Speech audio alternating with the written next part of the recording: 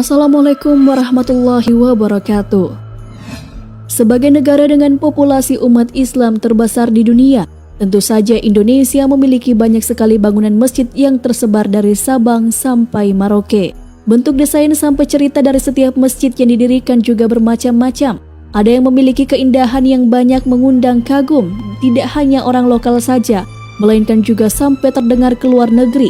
Bahkan ada cerita-cerita gaib yang menyelimutinya.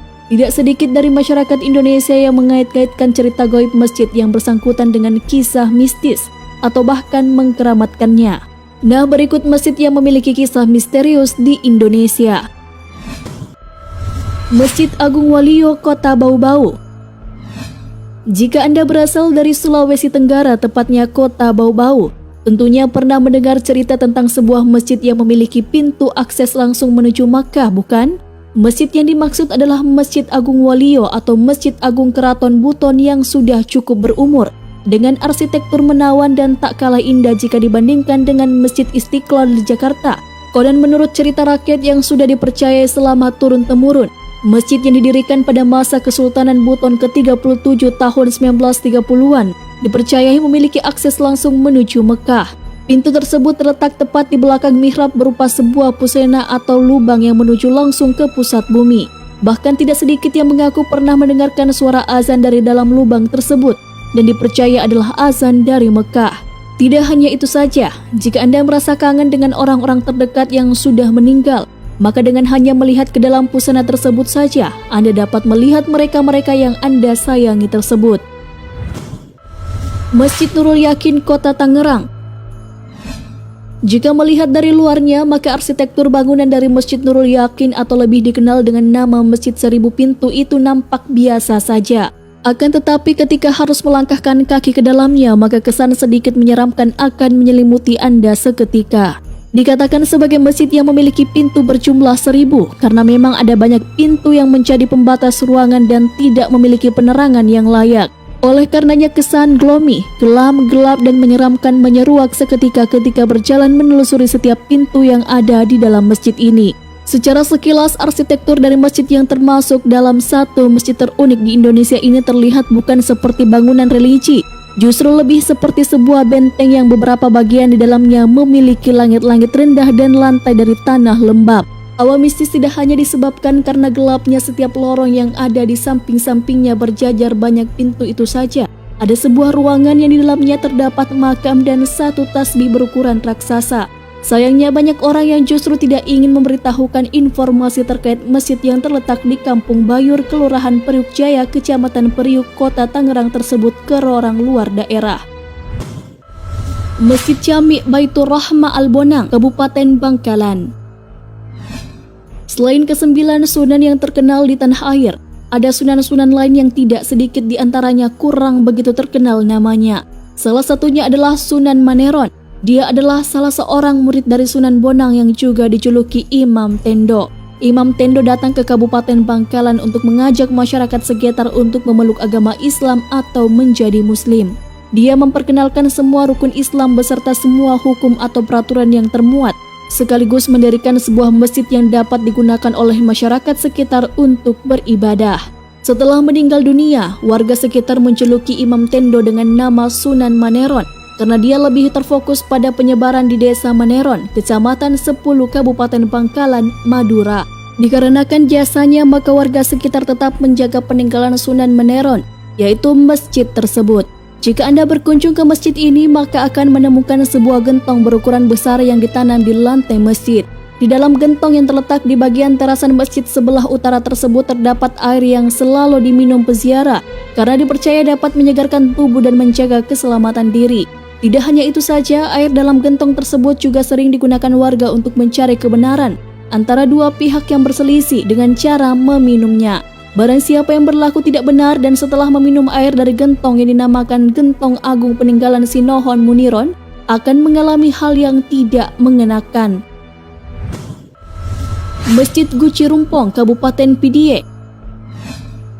Di Kecamatan Peokanbari, Kabupaten Pidie, Banda Aceh, terdapat sebuah masjid kuno yang dibangun sekitar abad ke-17 oleh Syekh Abdus Salam atau Tengku Cik Dipasi. Sekilas tidak ada keistimewaan dari masjid yang dinamakan Masjid Guci Rempong tersebut, selain arsitekturnya yang terlihat kuno namun masih terawat tersebut. Akan tetapi jika melengok ke bagian dalam ada 2 buah guci besar berwarna hitam yang hingga kini dikeramatkan warga.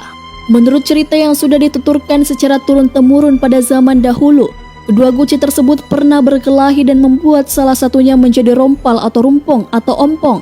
Dikarenakan hal itulah nama masjid tersebut menggunakan istilah Guci Rumpong. Di dalam guci tersebut terdapat air yang dapat langsung diminum dan dipercaya oleh masyarakat sekitar dapat menyembuhkan berbagai macam penyakit. Masjid Raya Baitusi Syakur, Kota Batam.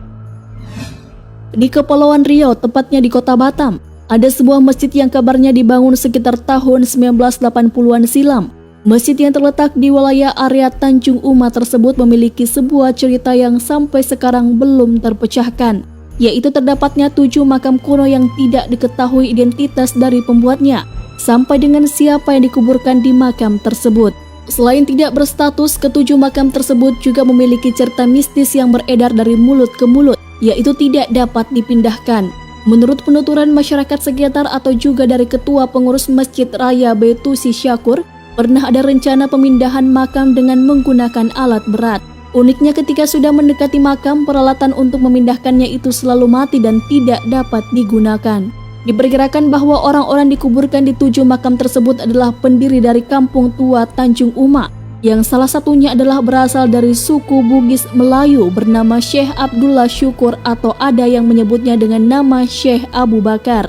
Setiap bulan Ramadan dan 1 Muharram, tidak hanya masyarakat sekitar atau orang Indonesia saja yang datang berziarah, melainkan ada juga orang yang berasal dari Singapura dan Malaysia. Masjid Tiban, Masjid Chin, Kabupaten Malang. Selain dikenal dengan nama Masjid Tiban, masjid yang terletak di daerah Turen, Kabupaten Malang ini juga dinamakan sebagai Masjid Chin.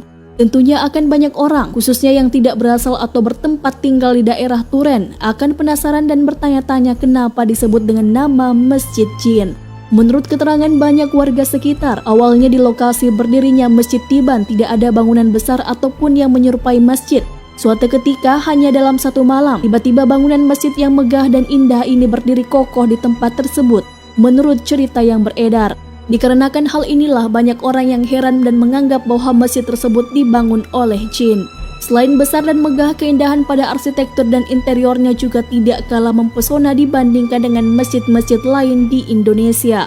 Selain sebagai masjid, kini Masjid Tiban juga digunakan sebagai pondok pesantren dengan nama Pondok Pesantren Salafiyah Biharu Bahri Asali Fadlailir Rahmah.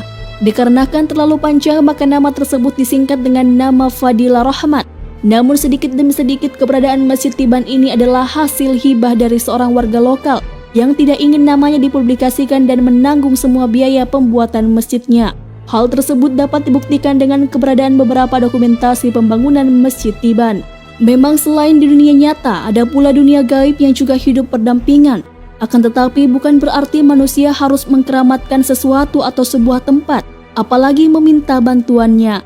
Karena pada dasarnya semua bantuan berasal dan hanya dapat dipanjatkan kepada Tuhan yang Maha Esa saja. Wallahu a'lam bishawab.